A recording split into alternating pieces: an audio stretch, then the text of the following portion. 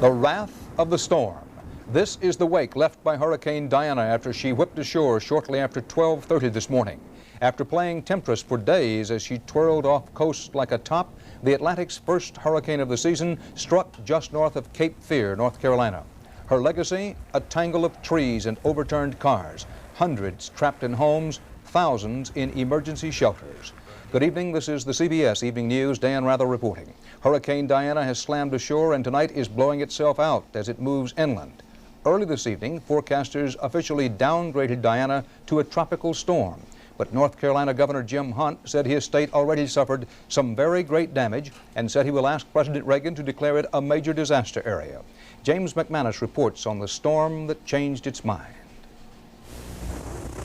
Diana had been wandering to the east, but in last night's darkness, the big hurricane reversed course and charged west toward the mainland. Wind gusts over 100 miles an hour slammed into Wilmington and the coastal barrier islands to the south. On Carolina Beach, a huge water tower crashed to the ground. Diana had struck the same area a glancing blow Tuesday, and many residents were shocked at her sudden return.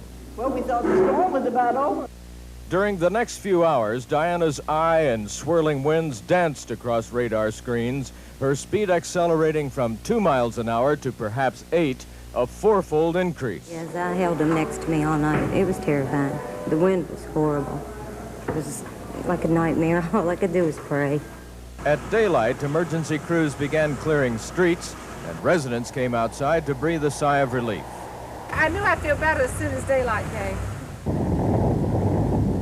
Diana struck hardest at the Cape Fear area south of Wilmington and farther southwest along a crescent of island beach communities. Officials called the damage severe but not massive, far less than many had feared during the night. And they reported no injuries and only 2 deaths associated with the hurricane, one by heart attack, the other in a car accident.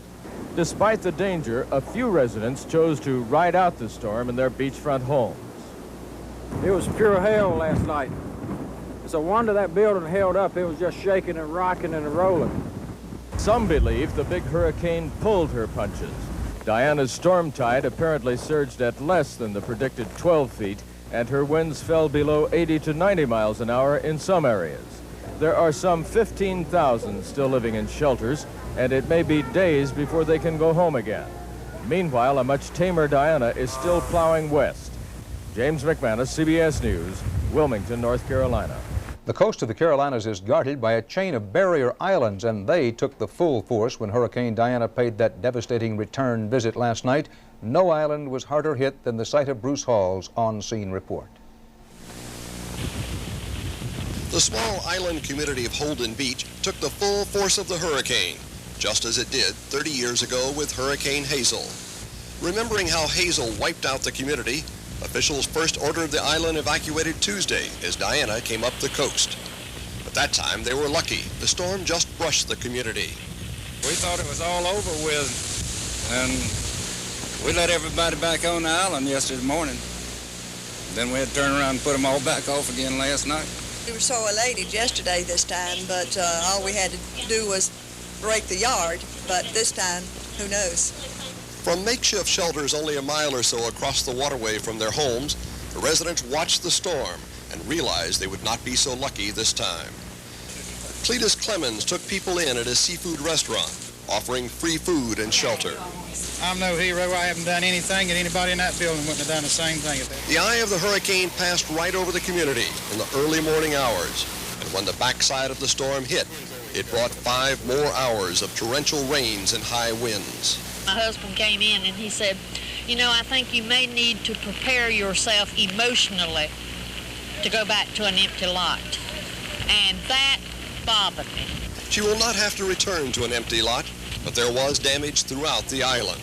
Roofs were blown off or damaged, homes flooded, carports blown away, electric wires down, and much of the beach eroded. This afternoon, anxious residents lined up at the bridge, the only entrance to the island, waiting for permission to return. But when the inspectors checked the bridge, they found it had been extensively damaged. And this evening, the people were told to return to the shelters. It could be days before the bridge is reopened and the cleanup can begin. Bruce Hall, CBS News, Holden Beach, North Carolina.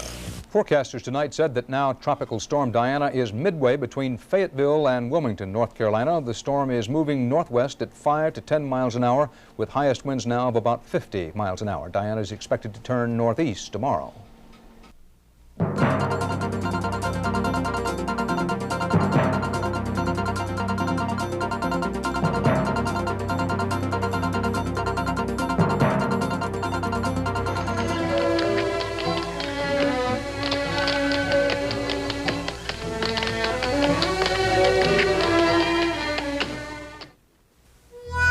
In the West, where Levi Strauss & Company began, how your clothes feel has always been just as important as how they look. That's why Levi's Action Slacks have an easy care fabric that gives, plus a waistband that moves with you. It's a feeling of comfort that's capturing more men every day. Levi's Action Slacks. A real comfort from Levi's Menswear.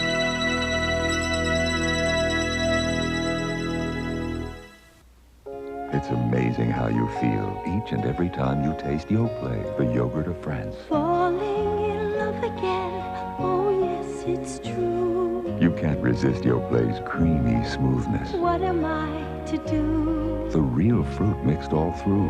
The taste is truly extraordinary. I can't help it. Get a little taste of Yoplait, the yogurt of France. Falling in love again.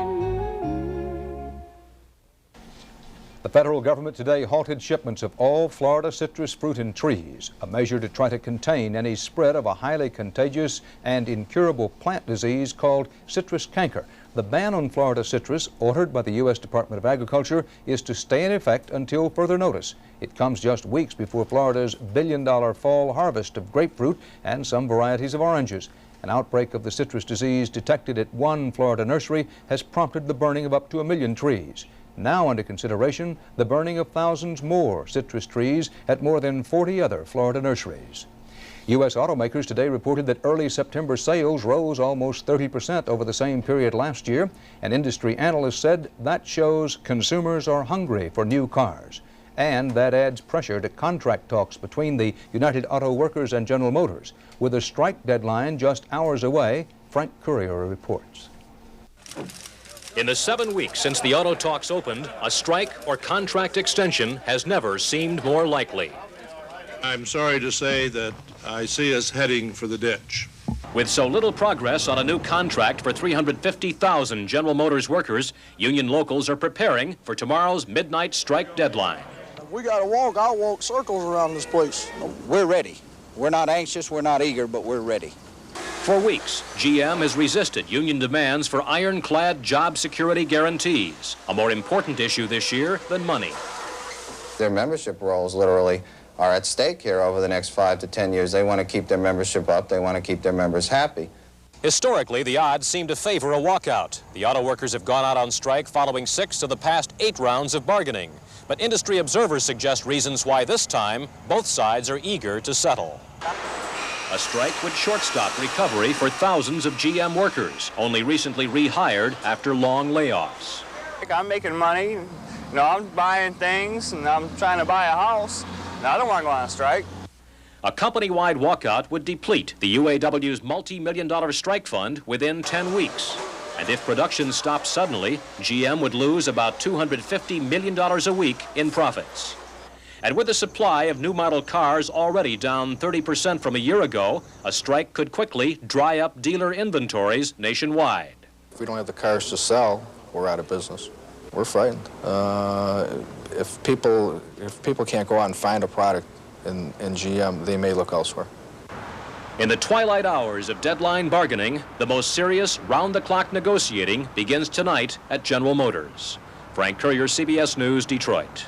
It's the drama of a fugitive that began in the 1970s, a trail that included a cross-country flight and sanctuary. Today, confronting a future he says is dangerous, Indian activist Dennis Banks gave himself up in Rapid City, South Dakota. Jerry Bowen was there. I'm really glad to be home. It was a subdued Dennis Banks who surrendered in South Dakota today, a fugitive Indian militant who desperately wants to get his jail time behind him. At age 53, Dennis Banks has tired of running. I just hope that whatever happens, it will be that my family and I will be able to be free soon. Dennis, are you afraid for your safety? Yes, I am. Banks, who was quickly placed in custody this morning, fled South Dakota nearly a decade ago, just before he was to be sentenced for his role in the 1973 riot at the Custer County Courthouse. Banks, convicted of assaulting a policeman during the melee, said he feared he would be killed in a South Dakota prison, murdered because of anti-Indian sentiment. He found sanctuary first in California and most recently on a New York State Indian reservation. Only a few of Banks' supporters were on hand today as he was ushered into the county courthouse for a bail hearing. Attorney William Kunstler arguing that Banks did not come back to flee again. Judge Marshall Young responding, "I never set bond for anyone who broke his promise to appear." With bond refused, Banks was taken off to county jail. His next court appearance will be early next month for the sentencing on his 1975 conviction. State prosecutors say Banks faces a minimum of 2 years in prison, a maximum of 15, and then he must deal with a federal charge that could add 5 more years to his prison time. The federal charge, fleeing South Dakota to avoid imprisonment. Jerry Bowen, CBS News, Rapid City.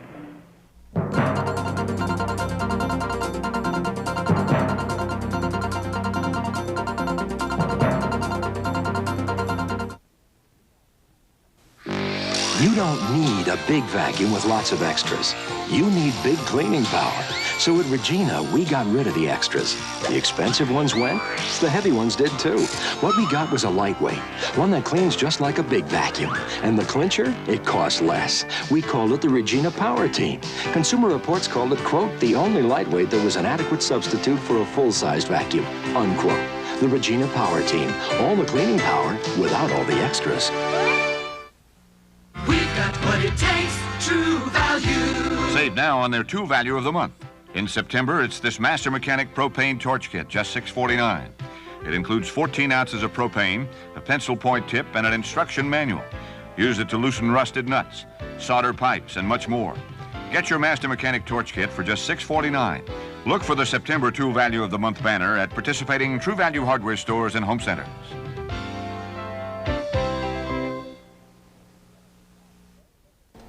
Heading south today, President Reagan said yes, he might propose more cuts in social programs for women and children. Cuts, Mr. Reagan said, could be made in some of the overhead costs of these programs without reducing how much help actually gets to the needy. For the most part, though, Mr. Reagan's campaign day down south was a piece of cake, including birthday cake in Nashville for veteran country music star Roy Acuff. And candidate Reagan did a number of sorts today on the Democrats. There's an old country and western song called Home on the Range, where seldom is heard a discouraging word. I guess they haven't campaigned there yet. But they probably couldn't perform here anyway because all they do is sing the blues. All told, the president's highly produced road show was music to his ears and his campaign strategists, hitting patriotic themes and up notes all the way. There were plenty of flag wavers, too, during Walter Mondale's campaign day in the South, and plenty of heat in a crowded, unair-conditioned high school auditorium, even before Mondale turned up some scorching rhetoric. Mr. Mondale tried to scorch Mr. Reagan's history of proposing cuts in social program spending. Speaking to a school audience of the young, Mondale specifically attacked the Reagan record on spending for the nation's old. Of all the mean-spirited ways, of all the shameful ways to cut money out of that budget, Mr. Reagan's plan on Medicare is nothing short of official cruelty. My plan is simple decency, and there's a big difference between the two of us. The fact that both Walter Mondale and President Reagan were campaigning in the South today was no coincidence. Both have targeted the South for campaigning early, often, and hard. Bob Schieffer looks tonight at how the once solid for Democrats South is no safe bet anymore unless you're betting the other side. For 16 years in Alabama's Calhoun County, Jim Turner has been cutting hair and asking his customers how they're going to vote. But even in this highly conservative blue-collar area, he's never heard anything like he's hearing this year. I'd say that Reagan is probably running somewhere between 75 to 80%. I find that a lot of people like him. Even when they don't like something he does, they respect what he does. In Atlanta, Southern pollster Claiborne Darden uses more sophisticated survey methods, but he hears rumblings of the same kind of Reagan landslide. Right now, we do not have a race for president in the South. We have an election. In our last poll of the Deep South, we find Reagan at 60%, Mondale at 34%. Is it possible for Walter Mondale to win this election? Anything is possible. It is not probable in the least. All across the South, the Reagan campaign, by every available yardstick, is flying higher than the flag at Georgia's Coweta County Courthouse. All right, you move. And whether you check with the boys at the courthouse or even with a Southern Democratic governor like Robb of Virginia, the message is the president is saying what the South wants to hear. He talks about this country is standing tall again. He talks about values that relate to family and some of the basics that all of us can relate to. To be perfectly honest, Walter Mondale has yet to reach people in that context. Pollster Darden says it's that and better economic times that has made Reagan so popular with Southerners. Right now, the economy is going well. People have more money. They like him personally. They view him as conservative. And he's almost become Uncle Sam to them. Campaigning in Georgia last week, Mondale's people argued the situation could still be turned around with a massive voter registration drive and a big voter turnout in an area of the country where Democrats still far outnumber Republicans. But with Mondale's message not yet getting through, apparently, to white middle-class Southerners, they concede it's going to be tough. At places like Alabama's Calhoun County Fair, they'll tell you, at least as tough as trying to walk up that slippery slide in your socks. Bob Schieffer, CBS News, Anniston, Alabama.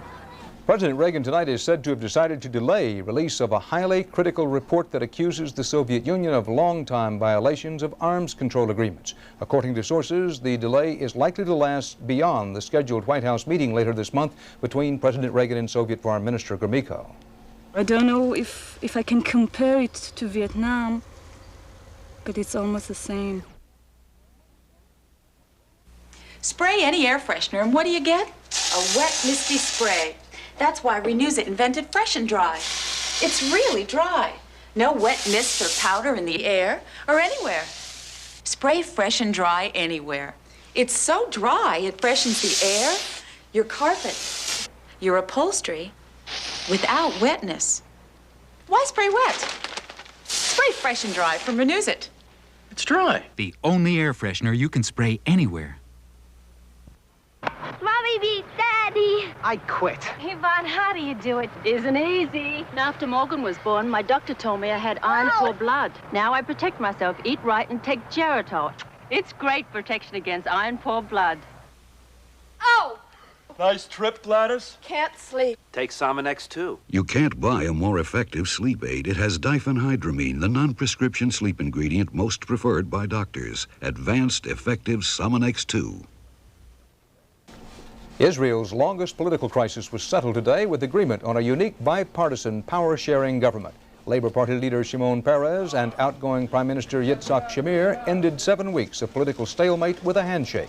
They will take turns leading a national unity ruling coalition, Peres becoming Prime Minister first, with Shamir becoming Deputy Prime Minister and Foreign Minister. After 25 months, if the government lasts that long, they will switch jobs. Peres called it a government of disagreement. His first pledge was to invite Jordan's King Hussein to peace talks and to withdraw Israeli troops from Lebanon. Those troops have been there since Israel invaded Lebanon more than 2 years ago. And as Don McNeil reports, that military action has left a legacy for Israel that will not soon be forgotten. I don't know if I can compare it to Vietnam, but it's almost the same. Almost 600 young Israeli men have died in Lebanon in the last 2 years. But in the war and occupation by 30,000 troops, something else has died as well. The enthusiasm and dedication of Israeli youth for military service. Lebanon is lonely duty, desolate, hot, dirty, and dangerous. There is mounting resistance. At the first time, I think that people don't agree to go to the army and they're in jail because of that. Such talk has never been heard before in Israel, where the Israeli Defense Force was a sacred institution pervading everyone's life. 3 years compulsory military service for every young man, 2 years for every young woman. At least a month out of each man's life on reserve duty every year until he's 55. The military is at the heart of everything in this fortress society, eating up at least 40% of the national budget each year. It was always an untouchable institution, the guardian of the nation. And before Lebanon, it fought wars saying, we have no choice. That particular myth of having no choice, carefully cultivated over the 36 years of Israel's existence, was shattered here in Lebanon.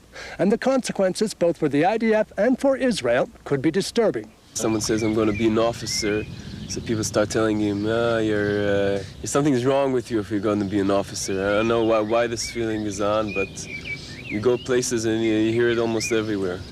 That attitude evokes an angry response from the professional army. It's not a deep problem. It's not a basic problem. It can like a snowball, but we must stop it. So this is the reason that we fight against it. Here at Training Camp Number 1, Israel's West Point, the Army's fight to maintain the quality and motivation of its officer corps, which has always given the IDF its edge in combat, does not appear to be very successful. For example, first-class high schools have always been the source of the best and brightest officers. 5 years ago, they used to supply 40% of the cadets that trained here. That number has now fallen by half to 20%. Israelis used to like to say they had a citizens' army, one that belonged to the people, not the professionals. Because of the war in Lebanon, many young people are disillusioned and don't believe that anymore. The army became very political and it doesn't belong to everybody now. The army says the occupation of Lebanon is a problem the nation has to live with. Many young people in Israel appear to be telling the army that it's looking down the wrong end of its binoculars. Don McNeil, CBS News, South Lebanon. Off the coast of Belgium today, salvage workers got their first break in trying to recover radioactive cargo from a French freighter that sank 19 days ago. The first container of the uranium hexafluoride was removed from the wreckage. It was not clear whether that container had been washed out of the ship, which was torn open by a gale force storm earlier this week. Still to be recovered, 29 containers that were on their way for reprocessing in the Soviet Union when the French freighter sank. An intriguing explanation was revealed today for last week's puzzling removal of Nikolai Orgakov as chief of the Soviet Armed Forces. At the time, a Moscow announcement said only that Orgakov was being replaced in connection with a new appointment.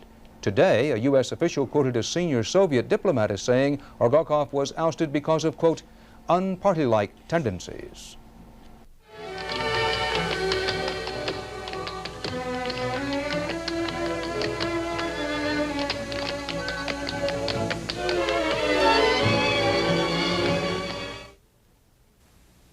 Is there a coffee made with those incredible tasting beans you find in gourmet coffee stores?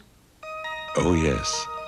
The costliest, most flavorful coffee beans found in gourmet coffee stores, Arabica beans, are the very same beans used to make Taster's Choice a superior coffee. Only Taster's Choice uses this gourmet blend, Arabica Supreme. Ah. The more you know about coffee, the more you'll know why the choice for taste is Taster's Choice. This Remington microscreen shaves as close as a blade or your money back. Look, no cord. It's rechargeable. It never needs a cord because this convenient charger stand keeps it continually charged. The Remington microscreen shaves as close as a blade or your money back. Here's why. The first screen shaves incredibly close. The second screen even closer. The Remington microscreen rechargeable shaver shaves as close as a blade or your money back. And the Lady Remington rechargeable, the perfect gift, shaves without a cord.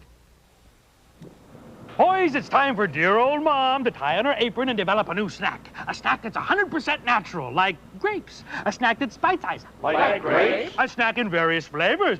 Like grapes. Low in sodium, low in calories. Like grapes. A snack in a convenient package. A snack that tastes as good as... grapes. Whoever invented grapes must have been a genius.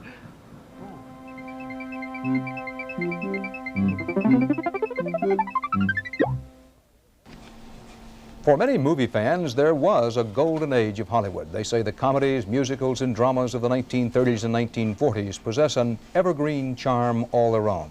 And new versions, these fans say, only prove how good the old movies are. Is there no room for improvement of yesterday's classics? Well, consider David Browning's report. And if you're watching a black and white set, you may not get the whole picture.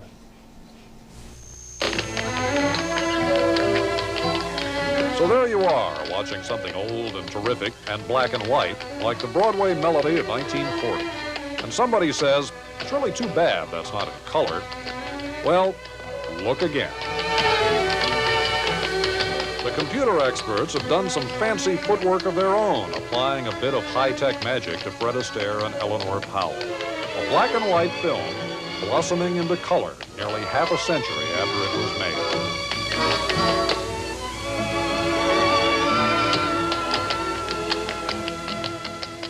The wizards who do this are not in Hollywood, but Canada, a computer lab called colorization, where each scene in a movie is painstakingly analyzed, colors assigned to each area. The inventor, Wilson Markle. The final result, when finished, is a full-color presentation of what used to be in black and white. And the results can be stunning. Constance Bennett in Topper, blue-eyed and blonde at last after languishing in black and white for 48 years. I said the music's swell! Can't hear, but that's gonna be music. That's what I said! The process amazed movie executives when they look at colorized versions of their black and white classics like Rebecca or Mutiny on the Bounty. They favor one color above all, green. The green they hope to collect by marketing colorized films for home cassettes and television. And the studio that owns the process stands to collect $120,000 for every hour of film it colors. My reaction was flavored somewhat because of the economics that are involved in our company. We took a big chance, and we were rewarded for the risk, and I was very delighted. And finally, there's the musical question. How do we know Astaire was wearing a blue tux and Eleanor Powell a salmon-colored gown that day so long ago? We don't, of course. The computer people just made it up. As they say, that's entertainment. David Browning, CBS News, Hollywood.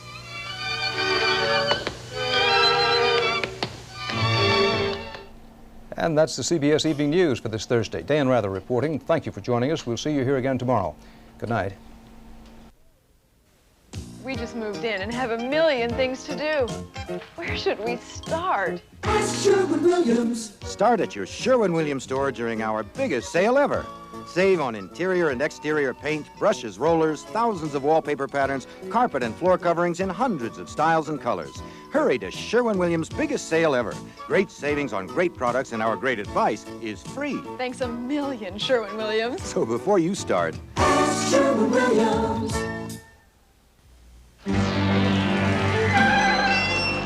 This year, 1 out of every 6 cars will need to have its brakes repaired. That's why at Midas, we offer a free brake inspection. If your car needs work, you know it's being done by experts. 500,000 people a year have their brakes fixed at Midas, and we're glad to have the business. But more important, we appreciate the trust.